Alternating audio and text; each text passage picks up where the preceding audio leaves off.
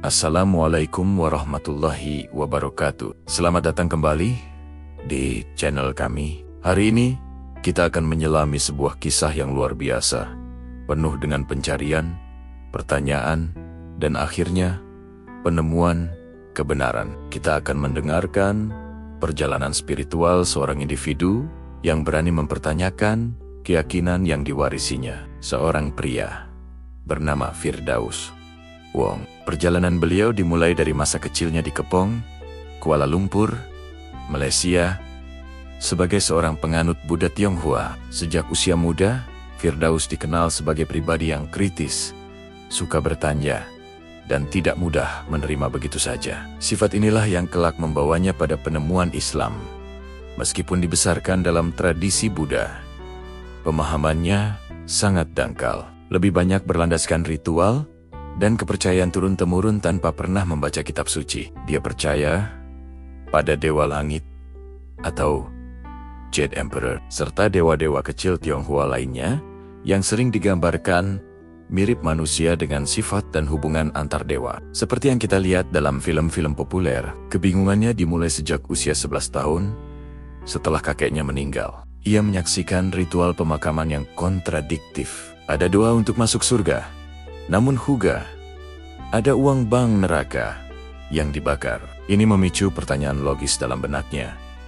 Apa manfaat berbuat baik di dunia ini, jika neraka pun bisa dinikmati dengan uang? Namun, pertanyaan-pertanyaan ini dibungkam oleh keluarganya. Setelah lulus SMA, dari usia 18 hingga 22 tahun, Firdaus memasuki fase pemikir bebas. Selama periode ini, ia merumuskan konsep Tuhan versinya sendiri yang logis, yaitu Tuhan yang bukan manusia atau ciptaan. Ia mempertanyakan praktik menyembah patung dewa yang dulunya manusia biasa dan dipromosikan menjadi dewa setelah meninggal. Menurut logikanya, jika ada yang memiliki kuasa untuk mengangkat seseorang menjadi dewa, mengapa yang mengangkat tidak disembah?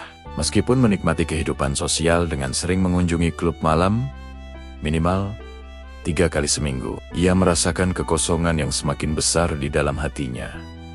Sebuah rasa hampa yang tak terisi. Titik balik terjadi pada usia 22 tahun ketika cedera dan kesendirian di Malaysia Barat memaksanya merenungkan tujuan hidup yang lebih dalam. Ia mempertanyakan, apakah hidupku hanya tentang bekerja, tidur, makan, bersenang-senang, menikah, punya anak, menua, dan mati? Apa bedanya denganku dan monyet di hutan? Sebuah pertanyaan eksistensial yang membawanya mendekat pada Islam.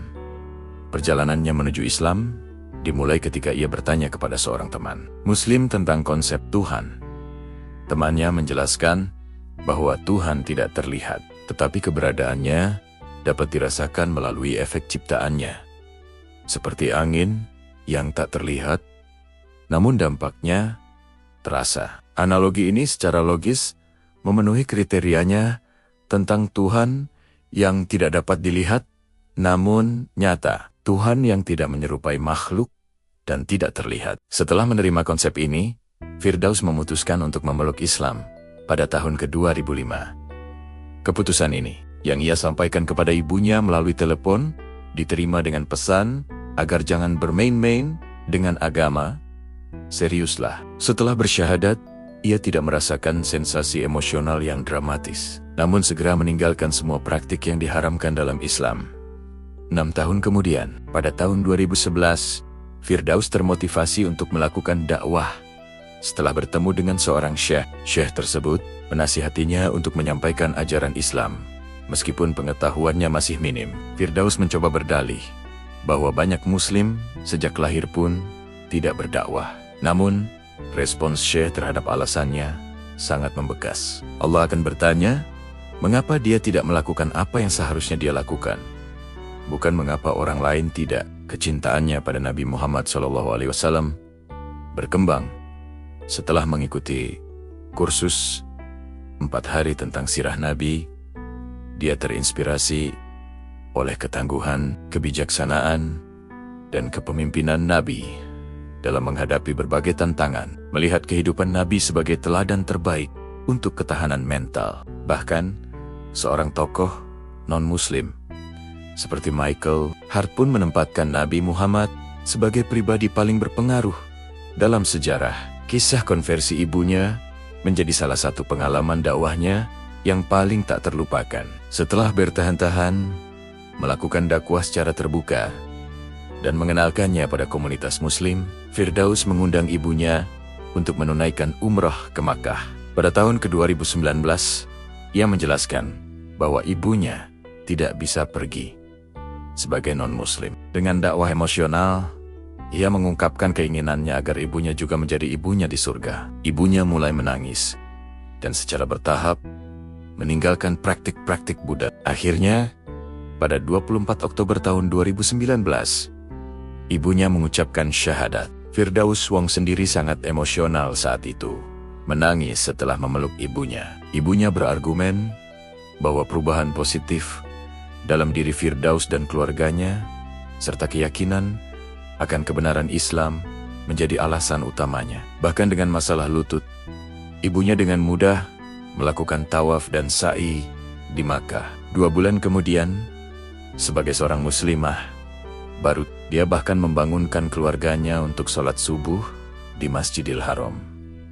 Di akhir video, Firdaus juga memberikan analisis kritis tentang beberapa konsep Buddhis seperti nirvana, samsara, 4 kebenaran mulia, jalan berunsur 8, dan 5 sila. Ia menyoroti kemiripan nilai moral dengan Islam, namun juga menunjukkan perbedaan fundamental, khususnya ketiadaan konsep Tuhan dan jiwa dalam Buddhisme. Ia mempertanyakan bagaimana karma dapat diakumulasikan di alam hewan jika sila tidak berlaku bagi mereka.